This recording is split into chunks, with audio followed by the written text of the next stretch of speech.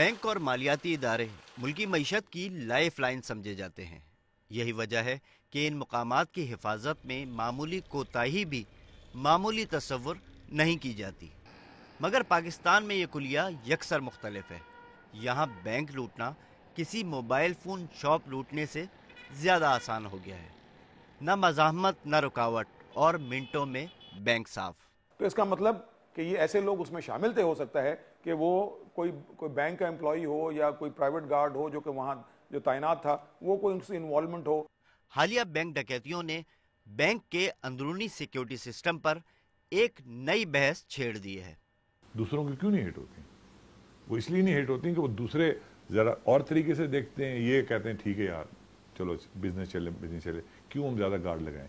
वो भी पैसे बचा रहे होते हैं। कुछ बैंक ऐसे हैं जो स्टेट बैंक के SOP है उस पर अमल कर रहे हैं। बैंक की जिम्मेदारी बनती है कि अपने आप को सिक्योर करने के लिए वो क्लोज सर्किट कैमरास जो हैं उनकी प्लेसमेंट भी सही होनी चाहिए और वो होने चाहिए। बहुत सारी बैंक्स अभी भी जो हैं उसमें कैमरास जो हैं या तो नहीं हैं, अगर हैं तो वो काफ़ी नहीं हैं। हमारे क्लाइंट्स जो हैं वो कहते हैं जी कि हमें प्रोडक्ट तो A क्लास चाहिए, लेकिन हम बिड करेंगे और वोट देंगे जो लोएस्ट बिडर होगा उसको। बैंक जो है उसकी हर चीज़ इंश्योर्ड होती है, इसलिए वो बहुत ज़्यादा परेशान नहीं होते। सारी परेशानी जो है वो सिक्योरिटी कंपनी पर आती है कि जी वहाँ डकैती क्यों हुई। अब से कुछ अरसे पहले तक हर बैंक की अपनी सिक्योरिटी फोर्स होती थी जो इस बैंक की तमाम ब्रांचों की हिफाजत करती थी। मगर फिर मुल्क के बदलते हालात के पेश नज़र बैंकों ने अपनी सिक्योरिटी फोर्सेस ख़त्म कर दी और बैंक ब्रांचों की हिफाजत सिक्योरिटी कंपनियों के सुपुर्द कर दी गई। मगर देखा गया है कि इस फैसले के बाद मुल्क भर बिलखुसूस कराची में मालियाती इदारों को लूटने की वारदातों में इजाफा हो गया। ऐसा क्यों है?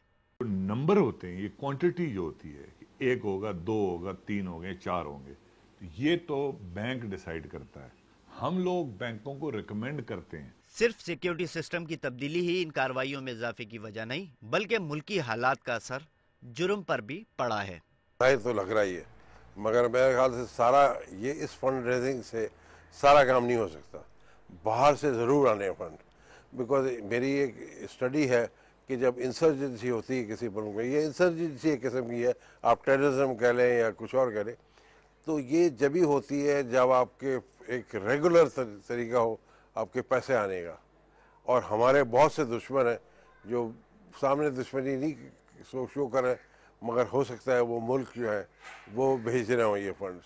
सन 2011 की कुल 21 वारदातों के दौरान बैंकों पर सिक्योरिटी गार्ड तैनात थे, मगर किसी एक मुकाम पर भी गार्ड्स की जानिब से मज़ाहमत नहीं की गई और डाकू रकम के साथ गार्ड का असला भी ले गए।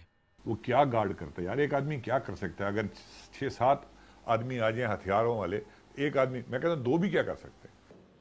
इनफैक्ट गार्ड जो है वो बड़ी वर्नरेबल पोजीशन पर होता है। अगर एक तो वेपन हमारे पास 12 बोर और पिस्टल के अलावा ज़्यादातर सिक्योरिटी मेजॉरिटी कंपनी के पास कोई वेपन नहीं। कराची में कमोबेश 33,000 पुलिस फोर्स है, जिनमें से 15,000 से कम आवाम की हिफाजत के लिए, जबकि दीगर VIP ड्यूटियों और दफ्तरी उमूर की अंजामदेही में मसरूफ़ हैं। इस कलील नफरी में दूसरा ऑप्शन प्राइवेट सिक्योरिटी कंपनियों का रह जाता है। कराची में 300 से ज़ायद सिक्योरिटी कंपनियां काम कर रही हैं, जिनकी नुमाइंदा तंजीम all Pakistan security agencies association यानी एप्सा है। एप्सा के पास तकरीबन पौने 300 रजिस्टर्ड हैं। 50 से कंपनियां ऐसी होंगी जो मेरा अपना मुशाहिदा है, मेरा ख्याल है कि 50 ऐसी कंपनियां होंगी कराची में। आपने शुरू कराची का सवाल किया, कराची में ऐसी होंगी कंपनियां जो एप्सा से रजिस्टर्ड नहीं। मुल्क के सबसे बड़े शहर कराची में एक अंदाजे के मुताबिक 32,000 से ज़ायद सिक्योरिटी गार्ड बैंकों, दफातर, तालीमी इदारों, इबादत गाहों, घरों और दीगर अहम कारोबारी और रिहायशी मकामात पर मुतय्यन है, जो इस बात का सबूत है कि आज हम अपनी हिफाजत के लिए इन प्राइवेट सिक्योरिटी गार्ड्स पर कितना इन्हिसार करते हैं।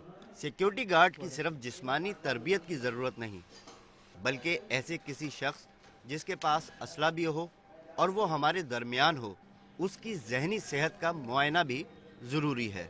गार्ड जो सिक्योरिटी गार्ड है वो आया वो अपना गवर्नमेंट की तरफ से पुलिस की शक्ल में हो या प्राइवेट सिक्योरिटी की शक्ल में, उसका जहन जो है वो प्रॉपर होना चाहिए। ये ना हो कि उसका मेंटल जो स्टेट है वो सही नहीं है और वो उसका या वो किसी नशा करता है या उसका मेंटल कोई एक्सट्रीमिस्ट लेवल का हो और कहीं वो ऐसा काम ना कर जाए जो सबके लिए नुकसानदेह हो। मगर ये भी एक हकीकत है कि इनमें से ज़्यादातर गार्ड्स पुलिस की जानिब से जारी करदा करैक्टर सर्टिफिकेट के बिना हमारे दरमियान हैं, जो यकीनन काबिल गौर बात है।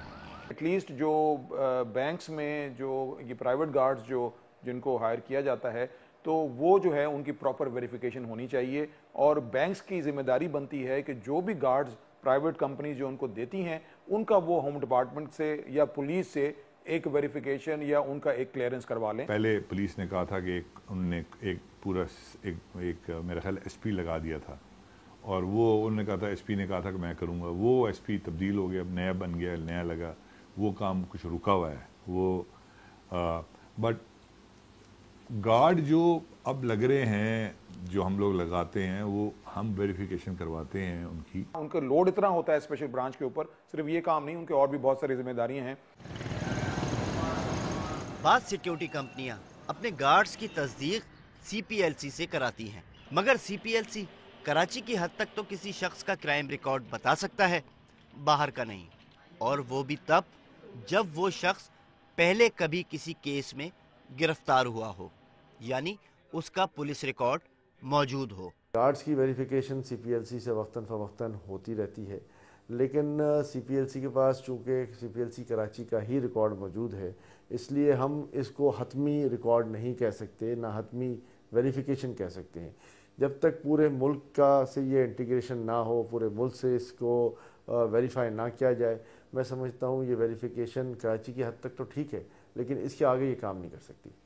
महकमा दाखिला सिंध का दावा है कि पुलिस वेरिफिकेशन अब भी जारी है, जिसके लिए एक आला पुलिस अफसर भी मुकर्रर है। जो प्राइवेट सिक्योरिटी कंपनीज जो हैं उनके गार्ड जो हैं वो वेरिफिकेशन सेल के साथ जो है जो हमने जो ऑलरेडी मौजूद है उसको हमने हमारे होम मिनिस्टर साहब ने उसको एक्टिव किया है।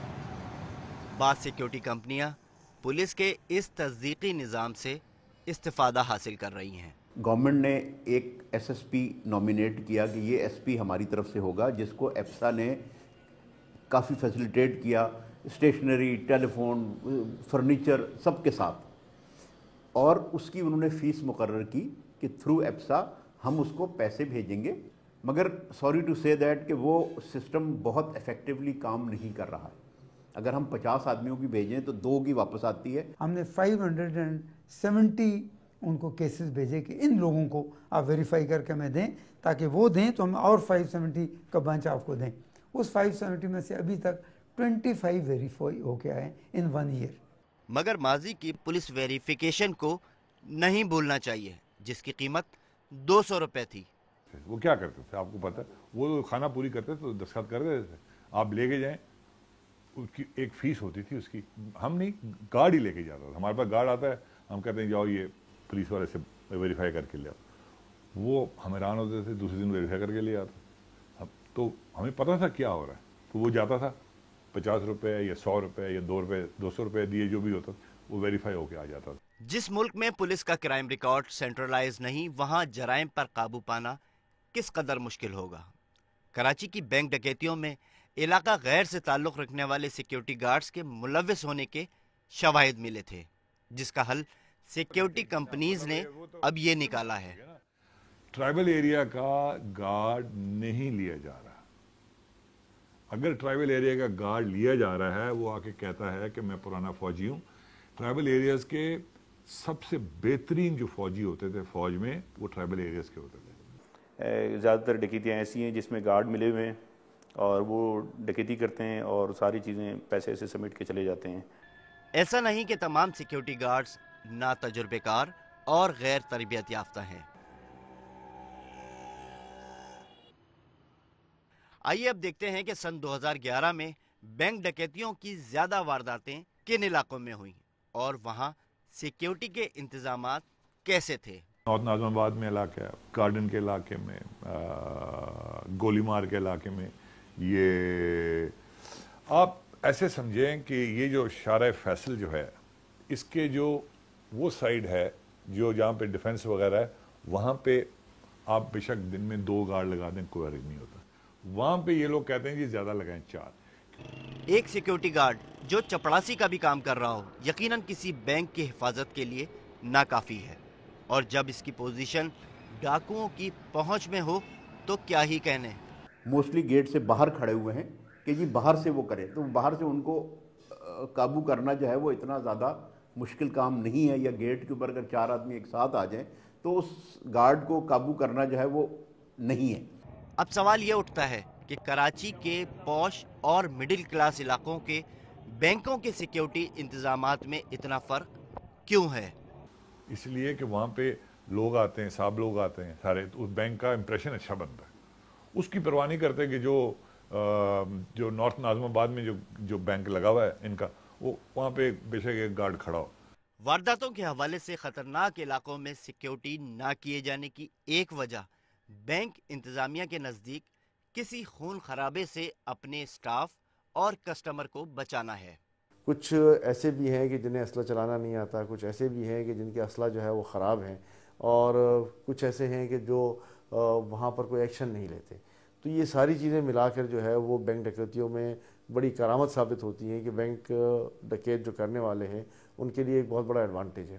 کر رہے ہوں گے بزنس وائز بہت اچھا کر رہے ہوں گے، لیکن نہ ہی کارپوریٹ سوشل رسپانسبلٹی اپنی پوری کر رہے ہیں، نہ ہی سیکیورٹی پہ اتنا انویسٹ کر رہے ہیں، اور نہ ہی وہ جو ہے ایک امیج اپنا بہتر کرنے. وہ کہتے ہیں ٹھیک ہے لٹ جائے گا، ہمارا پیسہ انشورڈ ہے، ہمیں مل جائے. کئی بینک کہتے ہیں ہم نے جی پاکستان بینکنگ اتھارٹی کی وجہ سے گارڈ رکھے ہیں، ورنہ تم گارڈ رکھتے ہیں نا، کوئی ضرورت ہی نہیں. چند برس پہلے سے بینک برانچوں میں کلوز سرکٹ کیمرے نصب ہونا شروع ہوئے، تاہم کچھ بینک آج بھی ایسے ہیں جہاں کیمرے نہیں لگائے گئے، جبکہ متعدد ایسے ہیں جن میں کیمروں کی تنصیب ہی صحیح نہیں، جس کا علم عام طور پر واردات کے بعد ویڈیو دیکھنے پر ہوتا ہے. سی سی ٹی وی کا جو طریقہ کار ہے اس میں ان کو جدت لانی چاہیے، جو کہ یہ بینکس جو ہیں اس میں ذرا برابر بھی انٹرسٹ نہیں لیتے، اور ان کو آپ دیکھیں کنٹرول روم بنانا چاہیے کسی ایسی جگہ پہ جہاں اس کا سسٹم کہیں اور سے کنٹرول ہو، ریکارڈنگ وغیرہ ہو. کراچی میں ہونے والی زیادہ تر وارداتوں میں ڈاکو سی سی کیمرہ فوٹیج کا ریکارڈ ہی اپنے ساتھ لے گئے.